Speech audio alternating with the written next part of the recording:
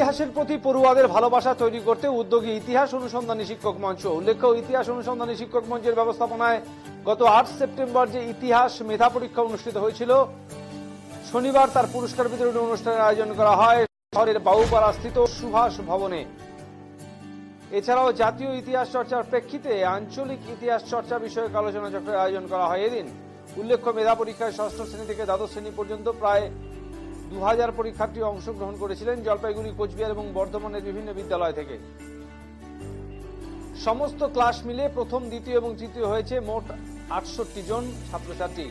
উল্লেখযোগ্য বিষয় হল, শহরের বিদ্যালয়গুলির সাথে সমান তালে তাল মিলিয়ে গ্রামের বিদ্যালয়গুলির ছাত্রছাত্রীরাও খুবই ভালো ফল করেছে। এমনকি অনেক ক্লাসে গ্রামের ছাত্রছাত্রীরা এই প্রথম স্থান দখল করে নিয়েছে বলে ইতিহাস অনুসন্ধানী শিক্ষক মঞ্চের তরফে জানানো হয়েছে।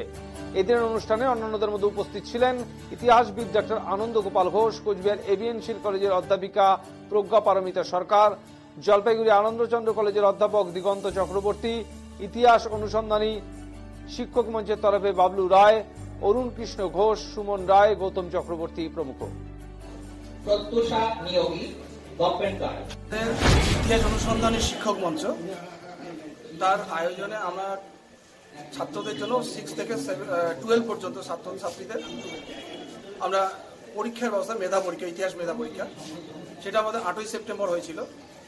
যারা ফার্স্ট, সেকেন্ড, থার্ড হয়েছে পরীক্ষায়, তাদের আমরা আজকে পুরস্কৃত করব। এবং এই পুরস্কার অনুষ্ঠানে আমাদের একটা সেমিনারের ব্যবস্থা করা হয়েছে, যে জাতীয় ইতিহাস চর্চার প্রেক্ষিতে স্থানীয় ইতিহাস চর্চা। এটার মূল বক্তা হিসেবে রয়েছেন কোচবিহার এভিএনশিল কলেজের অধ্যাপিকা ডক্টর প্রজ্ঞা পারমিতা সরকার, উনি রয়েছেন। এটা ইতিহাস বিষয় 6 to 12।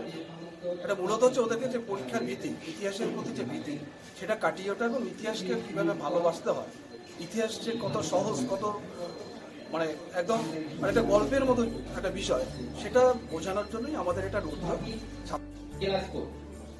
অলঙ্কৃতা রায়, সদকার, প্রত্যুষা নিয়োগ।